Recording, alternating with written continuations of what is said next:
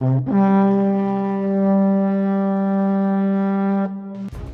find it disgraceful to my person and to my country to remain here a moment longer than necessary.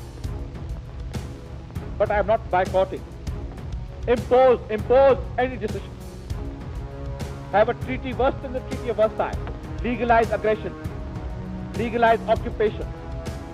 Legalize everything that has been illegal till 14th or 15th of December 1971. I will not be a party to it.